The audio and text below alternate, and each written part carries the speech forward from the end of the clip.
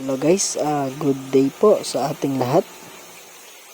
Update po tayo sa ating mga fry. Ngayong araw po ay 15 days old na po sila.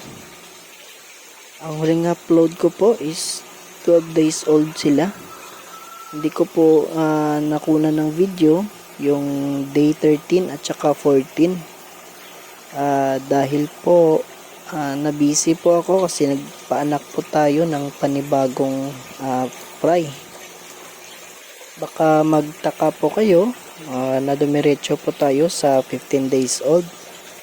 Huwag po kayong mag-alala, same lang naman po yung proseso ng pag-aalaga. Pero ngayong 15 days old na po sila, mag-change feeding na po tayo.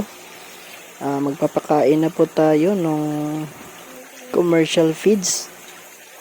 Kung natatandaan nyo sa mga previous videos natin, yung pinapakain natin is Tubifex. So ngayong 15 days old sila, commercial feeds na po yung papakain natin. Pero bago po tayong magpakain, papakita ko po muna sa inyo yung bago nating papisa na fry.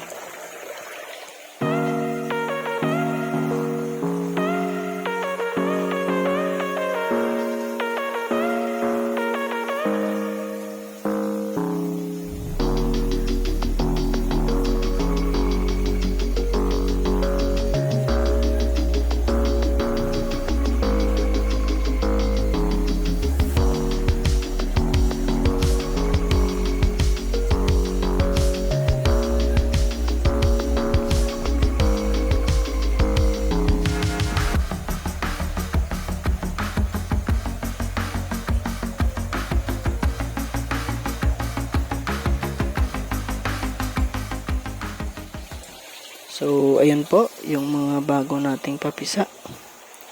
And ngayon naman po, magpapakain na po tayo. Yung ipapakain po natin is yung Ocealis P1. Ang pagpapakain po ng feeds na ito ay pakunti-kunti lamang po. Para maiwasan po natin yung overfeeding. Kasi pag floater feeds po yung pinapakain natin, mataas po ang tsansa ng overfeeding.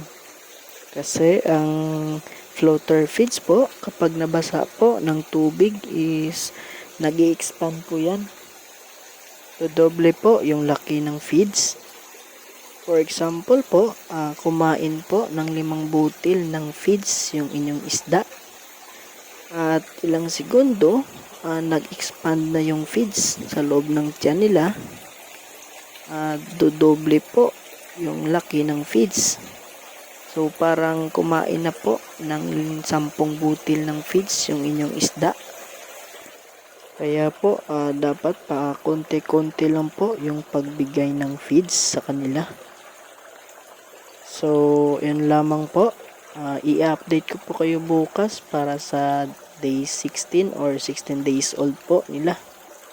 At magbibigay po tayo ng mga panibagong tips and ideas po patungkol sa pag-aalaga ng hito. Yun lamang po at maraming salamat.